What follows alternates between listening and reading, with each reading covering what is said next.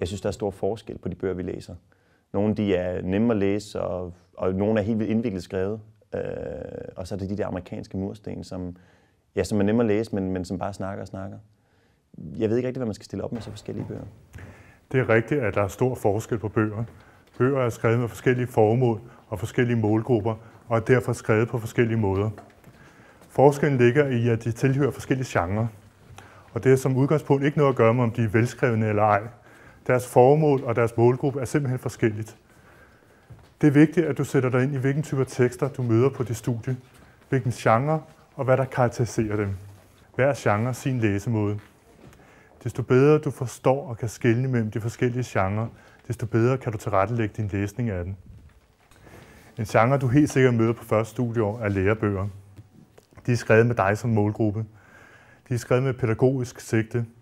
Og dette pædagogiske sigte kommer til udtryk på mange forskellige måder. I sådan en bog som den her for eksempel, der i starten der har du en indholdsfortegnelse, som giver dig overblik over resten af bogen. Og i slutningen, jamen, der har du et stikordsregister, der viser de emner, der behandles undervejs, hvor og hvor meget. Undervejs i bogen, jamen, så finder du små resuméer i starten og slutningen af hver kapitel. I indledningen er der studietekniske råd til, hvordan du læser bogen.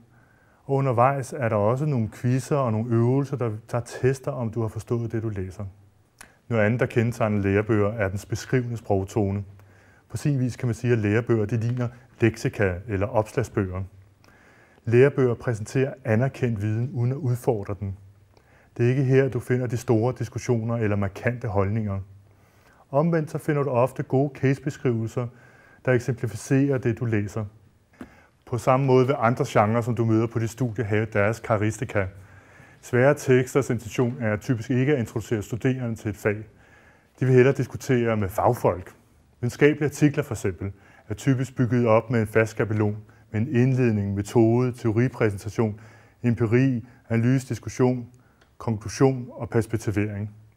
Sådan nogle tekster er tit svære at slå op i, og du kan ikke læse de enkelte dele løsrevet fra resten af artiklen. Til gengæld kan du få overblik over den her type tekster ved at læse indledningen og konklusionen, før du læser resten. Videnskabelige artikler læses typisk udefra ind efter. Først indledningen, så konklusionen, og så derefter det, der er imellem. Hvis du er i tvivl om, hvilken genre du læser, så spørg din underviser. Her vil du kunne få gode råd til, hvordan du skal håndtere de genrer, som du møder på dit fag. De bedste råd om at læse efter genre er: vær opmærksom på den specifikke bogs genre. Bøger tjener forskellige formål og har forskellige målgrupper og er derfor opbygget forskelligt. Tilrettelæg din læsning efter, hvilken genre du læser. Få overblik over lærebogen ved at starte med at læse starten og slutningen af hver kapitel og find de centrale pointer. Få overblik over videnskabelige artikler ved at læse indledningen og konklusionen, før du læser resten. Du finder også centrale pointer ved at skimme tekstbokser og anden form for fremhævet skrift.